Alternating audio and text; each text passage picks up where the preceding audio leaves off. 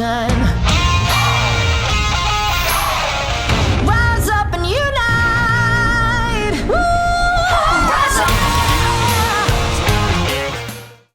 Hi. Hey, how are you? Good. How are you? So thanks for waiting on me. I was driving and I was like, I will never be there on time. Oh, that's okay. It ended up working out great with us. We're pretty flexible here. Excited to talk to you today because I read your book and I met you at the John Maxwell conference the year before, but we didn't really get a chance to talk. I know. And I think you have such a great story. And we're doing this series where we're sharing like 10 things that it's kind of geared towards women that could really help them propel. But I want to know a little bit more about you and your story. And I know you own everything. You own the Well, beauty. back at you. I want to do the same with you. Thank you. Yeah. No, it's great. If I can help anybody, that's what I do, you know? Mm-hmm. So are you doing, I wasn't really catching what you were saying, but are you doing coaching? Do you coach people? I do coach people. Yep. Okay. So like what's your target audience? Who do you coach? Or I coach, it is mainly female, but I do have some great males in there too. And I work for Union Home Mortgage and I'm vice president of retail. And I opened the first branch in Michigan and they didn't have any sales or anyone in Michigan. And so I've been able to coach, train, recruit a team that's going to close $500 million this year. Wow. And so that's really kind of made me think like I want to start coaching and mentoring outside of just my little circle here. And so I started that about a year ago and it's just been so fun. And so it helps me connect with women like you and get to interview you. And so that's kind of what brought me here. Gosh. Are you coaching like through masterminds or how are you doing it? I have some masterminds and then some individual coaching as well. Yeah. Mm-hmm. Wow. Yeah. And we've been able to help people really grow from that. So yeah. And how long have you been a John Maxwell coach? John Maxwell has been a year and a half. Okay. That's so cool. Oh my gosh. I love it. So tell me your history. How are you going against the big cities and telling them they need a Paul Mitchell Institute or salon there? I am so blessed to be a part of the Paul Mitchell School Network. I can't even begin to tell you. My husband talked me into leaving dentistry. That was 20 plus years ago. And he basically said, hey, I'm going to buy this cosmetology school. I think it's going to be a ministry for you. And I was like, at first, until he said ministry, at first I was like, I don't want a cosmetology school. Like I'm super happy in my job in dentistry. And I was at the top of my career and doing exactly what I thought I was purposed to do. Yeah. But then he said that word, ministry. And I said, well, I kind of want a ministry. That sounds really good. And honestly, he was right. Within 6 months of owning that school, I'll never forget a young lady coming to me and telling me that she tried to commit suicide the night before. Oh. And I was able to sit with her and cry with her and pray with her and just really help her through that process. And she's my why, and she's my why I keep going. And there's so many whys. I have so many future professionals, we call them, that I'm able to coach or just really help even after they graduate years later. I mean, they'll connect with me 10 years later and say, hey, Tina, I really would like your advice on something. Or a lot of them are on my masterminds now, my online masterminds with John Maxwell. And so it's just kind of, that kind of a situation, but I call it a ministry business. It's a ministry. So I love that. And what a great way for your husband to put that. I mean, it does just give it so much more meaning. Yes. And then when Paul Mitchell made this opportunity, it was in 2001, and they really only wanted 10 schools at the time from what I gather. And it was the same value, the same culture, everything that they were teaching, and they were going to up level the industry, which they did. And the hair stood on my arms. And I said, I've got to be partnered with Paul Mitchell, that I knew this was a higher minded company that I needed to be a part of. And so Honestly, it's the best thing our family ever did. And I remember Winn Claybaugh, the dean of Palm Mitchell Schools, my husband, just retired as a lawyer this past year, but that year in 2001, he's like, somehow we've got to get Brian on our side. We got to get him out of this law career. It took a lot of years, but he finally did. He finally retired, and he's building schools, and he's helping in the operations. Obviously, he's our lawyer. Wow. So, Awesome. Congrats to him and you. yes. And, financially, we were able to finally do that, years later. So. Wow. I love that. So how many do you own, and how did you start that? Like, I know he gave you the advice, but then what? Yeah, honestly, it was just trial and error for us. But being a part of a franchise, they pretty much kind of spelled everything out. That they were babies in the beginning, and I got to help write some of their systems, which was perfect for me because I'm definitely an inventor type, and I love to create, and I always have what I think are great ideas, and I like to help implement them. And so I've been a part of the company from the ground level, and it's that type of company that always listens to their customers. Yeah. And if you have an idea and if it sounds great, run with it. And so I've been able to be a part of the process. But we have 4 schools now. We have 3 in Michigan, 1 in Florida. And my daughter and I got into the salon business a few years ago, and we've built 3 salons so far, and we're building our 4th one this year. Wow. And we only hire our students, our Palm Mitchell students, but we don't hire employees. We hire future partners. So they have to be like-minded in our value system, and then partner with us. We partnered with our first one this past year, and then we're partnering with our second. Nice. Yes. I love that. So were you ever a hairstylist prior to this? No, I became a student in my own school, and this was 20 plus years ago. Funny story. It was very traditional beauty school at that time, by the way, which is a whole nother story. And so I became a student in my school. I would sit in the classes. The students thought it was so funny. And because here I was running everything in my school. I was doing admissions, I was doing financial aid, I was running the front desk, and then I was a student. So I would clock in and out for the times that I would clock in as a student. Back then you could come and go as you wanted to in our schools, but obviously it's changed a lot since then. Like I mentioned, we've definitely professionalized the beauty industry, and we really changed a lot of things. Palm Mitchell did, and so we're definitely not a traditional beauty school anymore. But I ended up doing hair for a few years, and then in about 2006, I fired myself because at the time we were really heavily into the Palm Mitchell curriculum at that time. And I realized that I would have to go back through a Palm Mitchell school in order to understand it, because talk about the elevation of the technical. It was so much higher than what I knew, and I knew I wasn't good enough. So I literally threw the mannequin head in the corner one day and fired myself because I said, I'm not good enough for these future professionals. And that was the day I quit. But hey, I understand the business. Yeah. And so that's where I keep my focus, and I keep my strengths on business. And now leadership, being a John Maxwell coach, I've learned a lot through that process. I've made a lot of mistakes over the years and just made failure my friend through that process. And the rest is history, of course. So.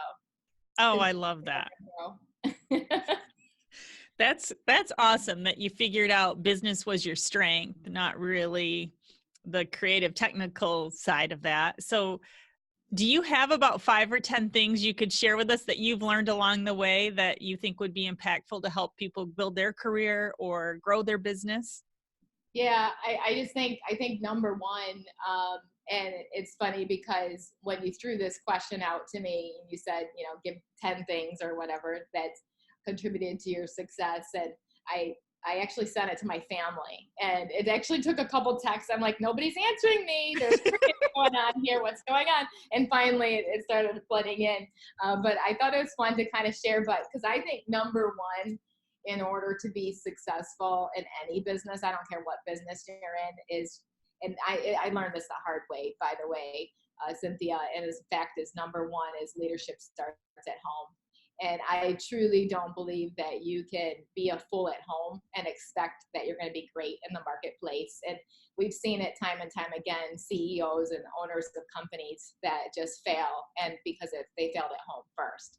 And so I had to really step back in my career because I was really gung-ho and really moving fast beyond the speed of what my husband was comfortable with and my children. And so I had to step back and get the buy-in from them first before I continued to move forward. And so that would be number one. And the funny thing is my son, for number two, I put consistency, because in my book, Be Amazing, it's funny. I start out the whole forward about my son, Justin.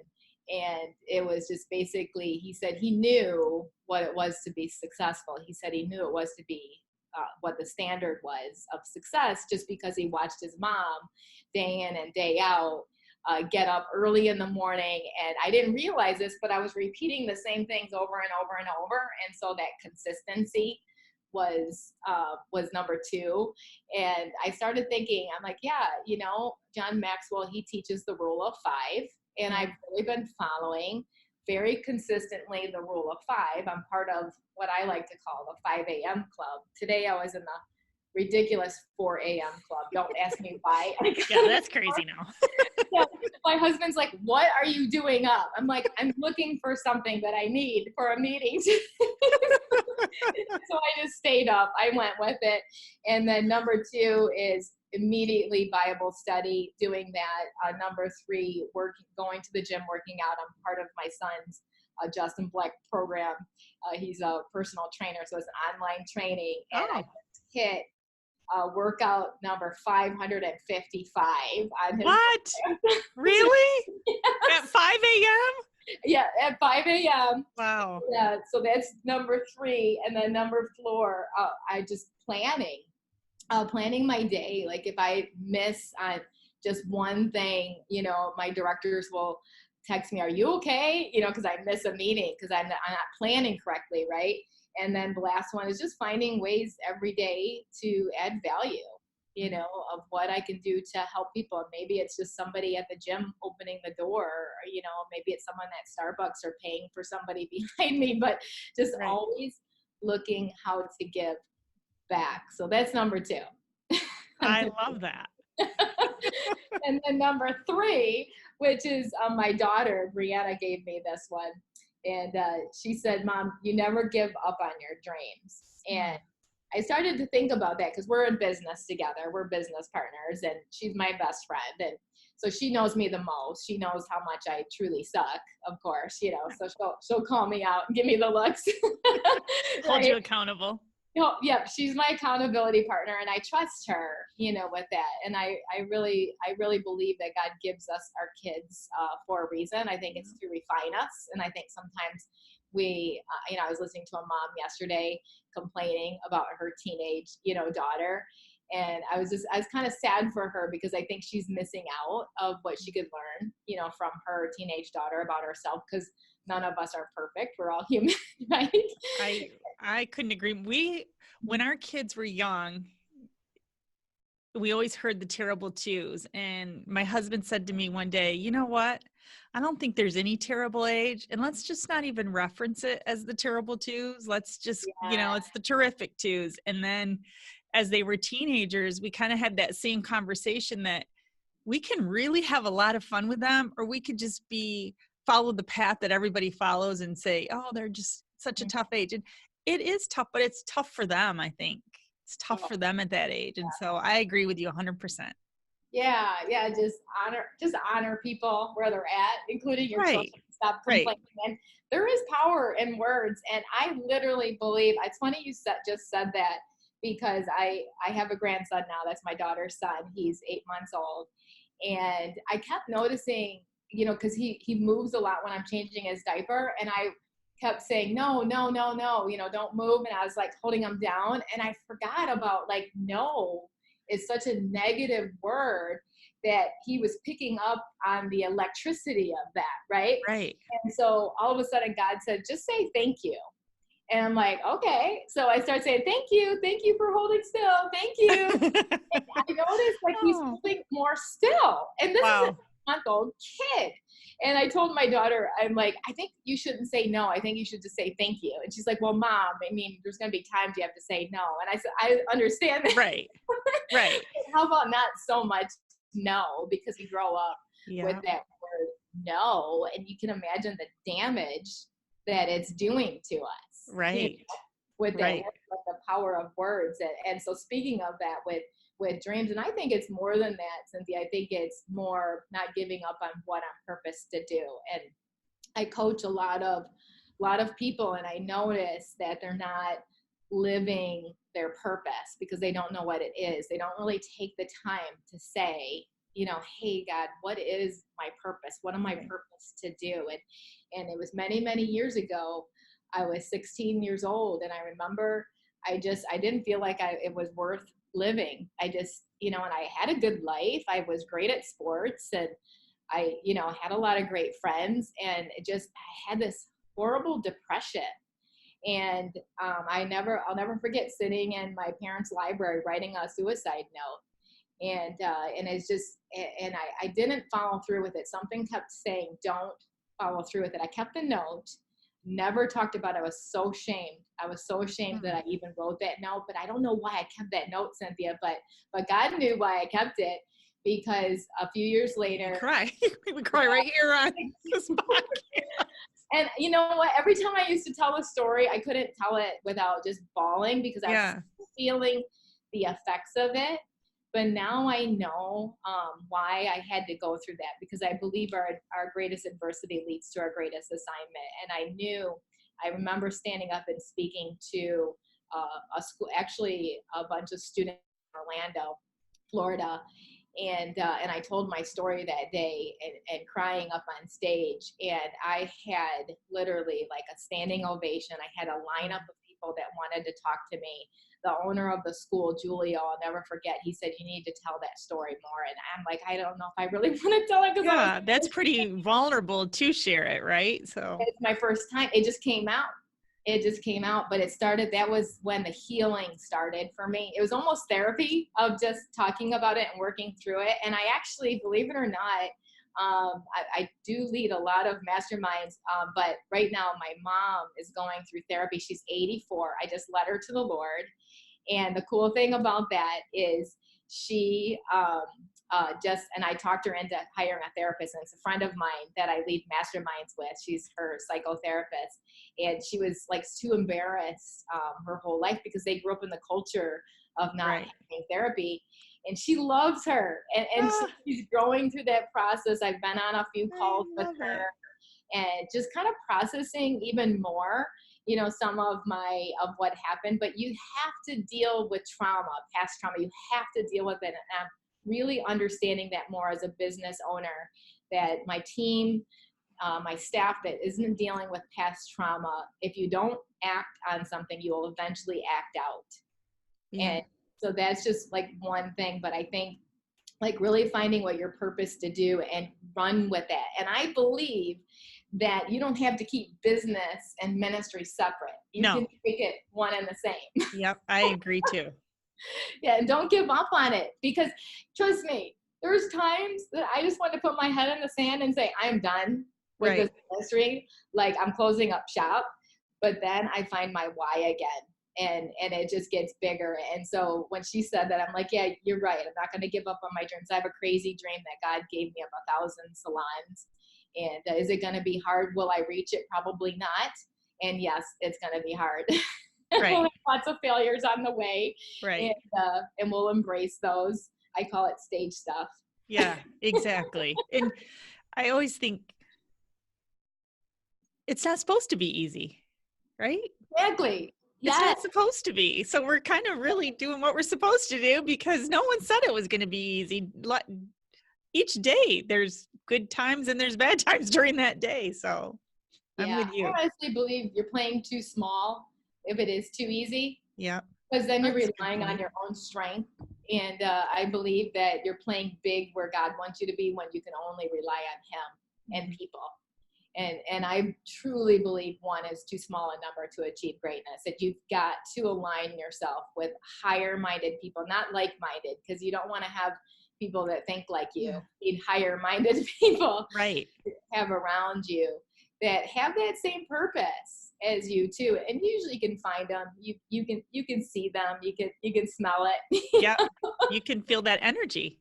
The energy. It's all about the energy. So number Yeah. 4, I would say my husband Brian. He gave me this one, and that ties it with number 5 because my son-in-law Corey.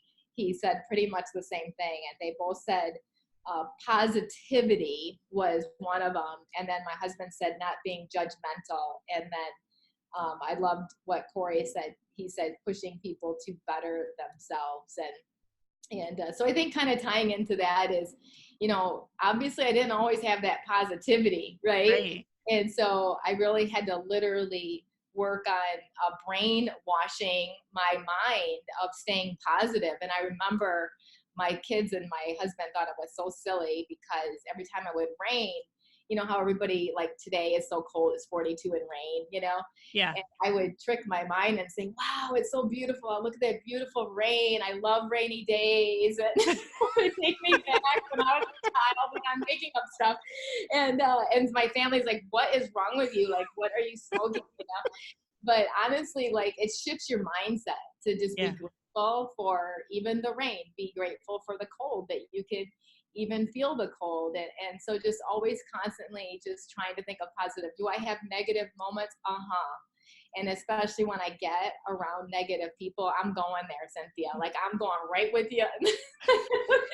I have to And then you can't shake it off because it's stuck on you and they're gone.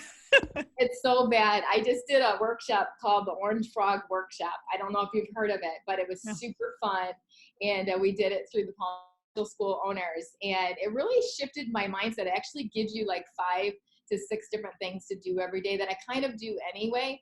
But it's like, whoa, I need to really intentionally lean into those more and really stay into that, realistic, positive, optimistic mindset, right? And so just thinking better than what the normal culture does, especially in Michigan. People are going there in Michigan every day. Yeah, we're here today. We're supposed to get snow today. Oh yes, actually it'd probably be better than the cold, but I'm looking out the window. And then I guess I would say what's a non-judgmental. I mean, I don't think that's always the case because I think just as a human, just always, thinking, man, I wish they were better than, as I look at my team or someone that I meet, I wish they were better than when I thought that they would be, right? But it's like, are you kidding me, Tina? Like, who are you to judge? Like, God made them the way they are. And so stop judging and just honor people where they're at. So whether it may be somebody that I'm not even going to hire to be on my team because maybe they're not like-minded or higher-minded, in the values process that I have, because we go through a very, very stringent selection, process with our team of really studying, what their purpose is and everything. But I think just honoring where they're at and just, seeing where I can add value, like join my mastermind, like anybody's welcome to join my online masterminds. I have, this online coaching that I do that I absolutely love. And I love being able to help people to think bigger and better because so many people, as you know, Cynthia, have these low ceilings. Yeah. That's all they saw. And that's all I saw, Cynthia. Like I saw a traditional beauty school in my path. I saw traditional dentistry. I saw a traditional 9-to-5 job. I didn't see what I'm seeing now until I got exposed. So it's about expose it. And we expose our staff to 4-star restaurants, to 5-star hotels. We put them up in some of the best accommodations so that they can experience and be exposed. This is what great customer service looks like. Yeah. And you can't tell somebody to give great customer service. You have to show them. Right. They have to feel it. They have to feel it. Yeah. So I think, and then when Corey said pushing people to be better than themselves, I'm doing Mastermind with Brene Brown's book right now. Are you? I'm learning so much with her book. And this is the 4th Mastermind I've put on with her book. But she really teaches you how to do brave work and how to have tough conversations. And you're having them you have a knot in your stomach, but you know it's right because you know you're helping you're challenging somebody to be better and to give better, and it feels good and it feels right. And when they come back to you years later, like, I really didn't like you when you said that, but I'm so glad you did, because look at what I'm doing now. Look at the person that I am. And just had actually a graduate found out she was an alcoholic, and she's clean off of alcohol, and now she's spreading her message, her adversity, and helping people, through that process. But and she said, just thank you for believing in me. Right. No matter what process that she was going through, and just honoring that journey through that, and just believing better, for her. So number 6, I would say, is MK. She gave me, so this is the last one, is she said ability to see the good in people and articulating strengths in people, causing them to focus on them and to use them. So this is my new daughter-in-law, Mary Catherine, MK. She just married my son. They just had a wedding. And absolutely love her. She's the editor for my podcast, actually. And I love that she said that, because we really focus heavily on strengths, because I believe when you do work in your strength zone, that you're going to live out your purpose, period.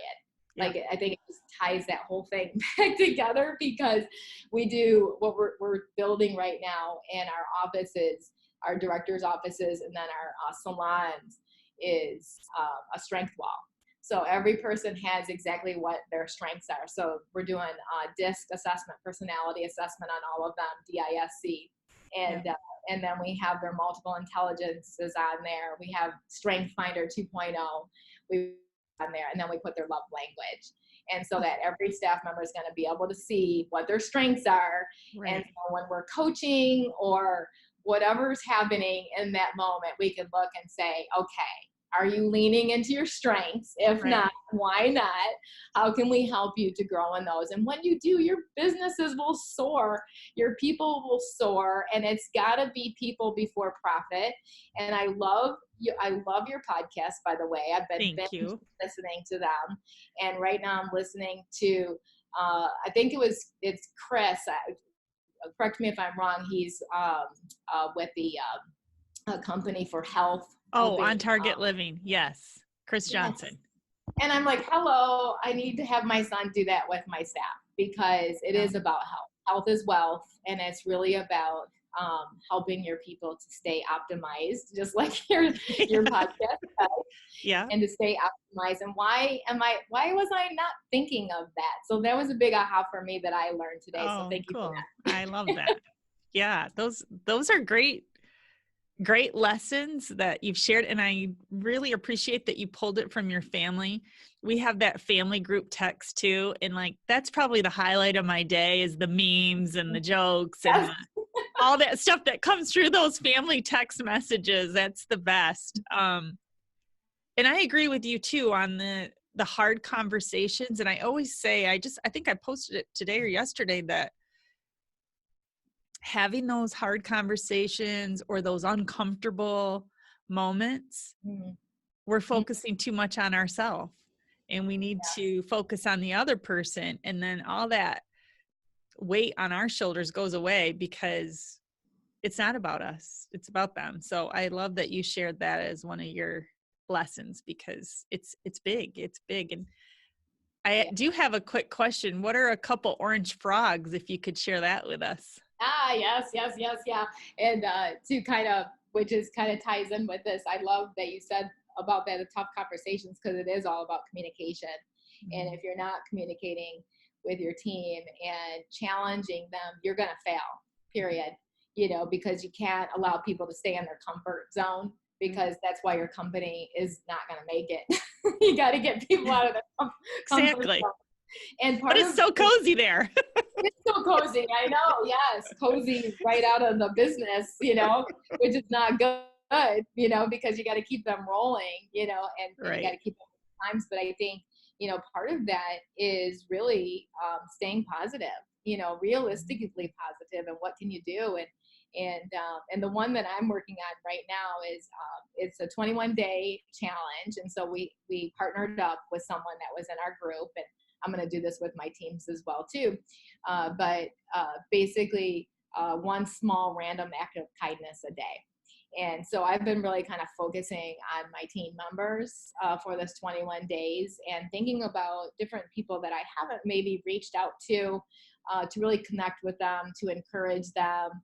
What can I do? Maybe it's a small gift. Today, I'm going to be bringing a gift to a staff member. And so I'm really excited to do that. So just always thinking like, what's their love language? How can I show them how much I love them and that sort of thing. So random act of kindness. And I'll just give you one more. Okay, I love it. And the next one is gratitude, showing every single day. So writing down 3 different things you're grateful for 21 days. And you cannot repeat the same thing the other day. So it has to be 3 different days, 3 different things every single day. I love that. Yeah. I love that. In that positive mindset for sure. Yeah. I seen that quote one day that it said something like, what if you lost tomorrow what you didn't give thanks for today? Yes. And it really makes you think like, I have a lot to be thankful for. A lot. Yeah. Yes. 100%. So the goal is 1,000. 1,000, right? Honestly, the weird thing is I know God spoke that into me because when he said it, I was just kind of like, I couldn't breathe. And I'm like, no, not me. I couldn't do it.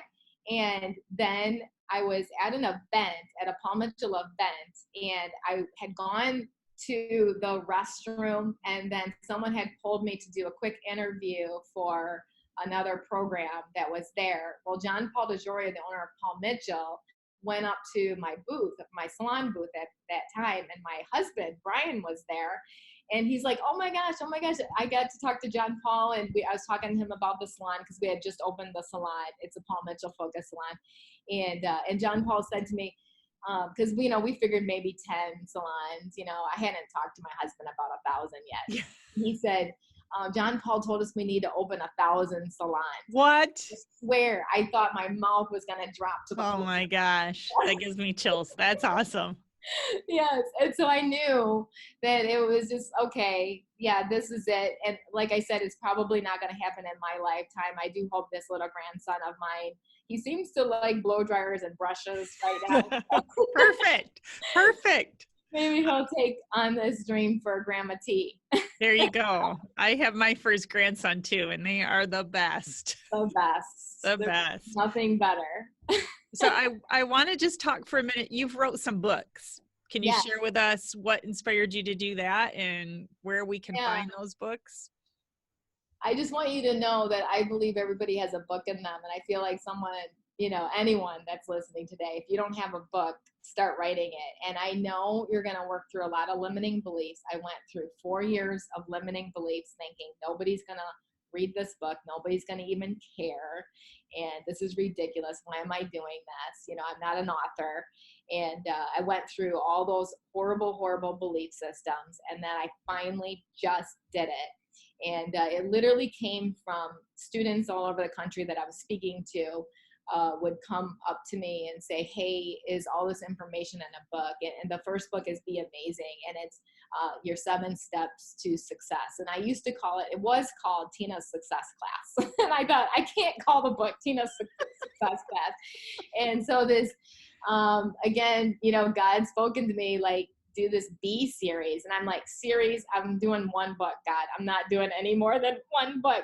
And all of a sudden, like this big creativity started flooding after I wrote my first book. But the Be Amazing book really came from Tina's Success Class. And I just walked through what I think is the 7 steps to success, which are very similar to what we talked about today, but there's so much more. And it's a workbook that you could grow through that process. But I started noticing, Cynthia, that not just speaking to my Paul Mitchell students and staff, that people all over the country no matter what walk of life they're in, wanted this book. And so now this weekend, I'll be speaking at a women's conference. My daughter and I speak together, and I speak at any and every conference that I can. I cut back on my speaking this past year because of my grandbaby, but I try to speak as much as I can and get this book into the hands of as many people as possible that I can.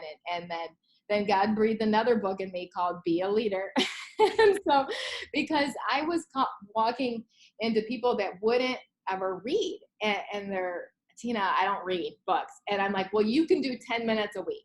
So the Be a Leader is just a 10-minute challenge once a week.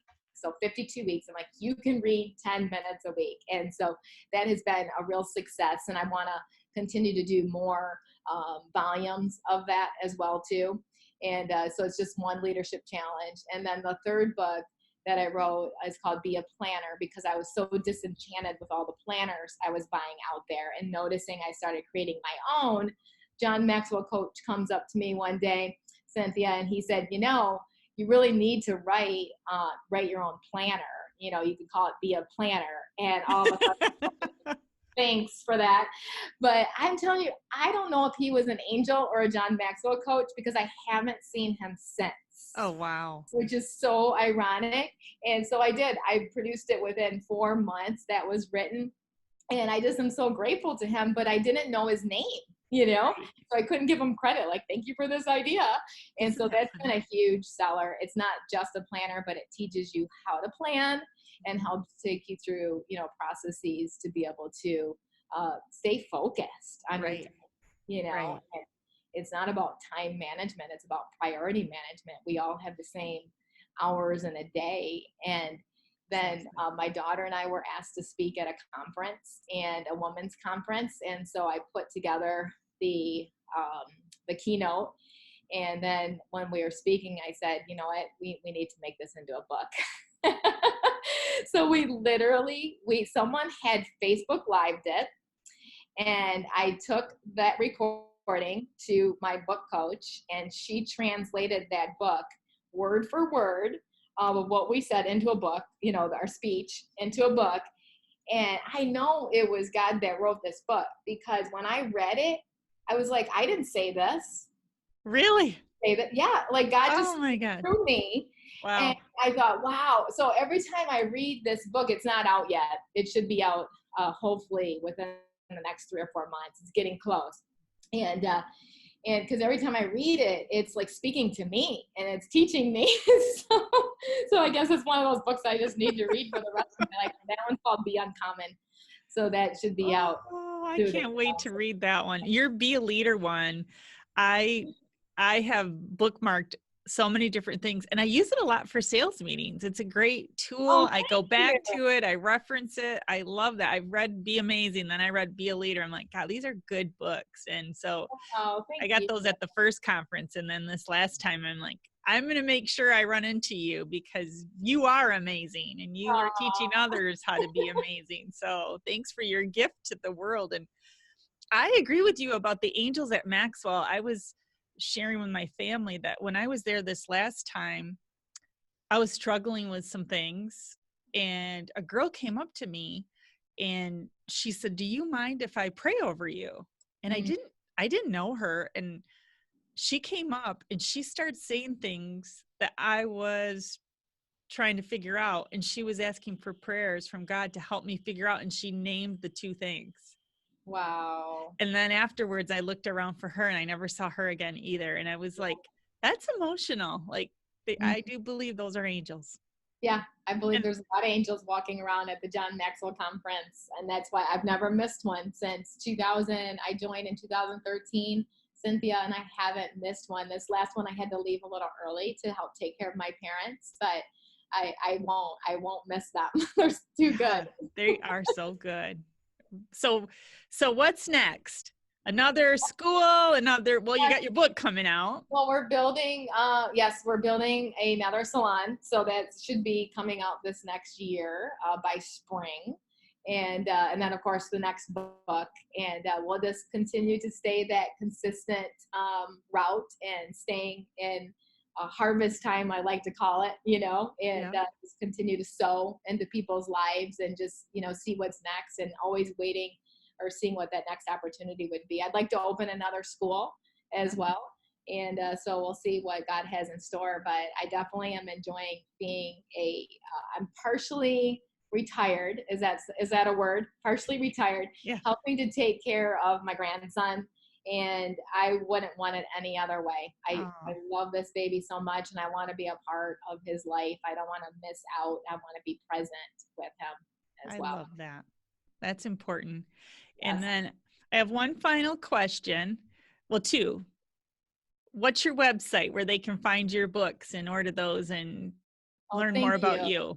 Yeah, super easy. I made it easy. www.tinablack.net. So TINA, black like the color, .net. Perfect. That is super easy. So thank you for that. And then my last question is, you write a lot of books, which are amazing. What's the favorite book that you've read recently? Oh, probably for sure the one that I'm doing right now, Dare to Lead, with Brene Brown, as far as leadership. Mm-hmm. But the one that's really stretching me, I'm in a Bible study right now, and it's John Bevere's book, Good to Great. Highly recommend it. And not just the book, but get the actual Bible study, because him speaking and explaining, each chapter, it's really, really powerful and profound. And so we've been doing that with a group of couples, married couples, and I think just being connected and networking with other couples, higher minded couples, right? It helps push you to another level in your marriage, B, but John Bevere really pushes that status quo Christianity that I think is really needed. Yeah. Love that. I'll have to check that out. Yeah. Well, thank you for your time today. We're honored to spend it with you, and look forward to getting to know you better. And we'll have to connect outside, because I want to talk a little bit more about Sarasota. Absolutely. I love it. I can't wait to interview you for my podcast. Thanks, Tina. Have a great day. Thank you. Bye-bye. One life for the revolution.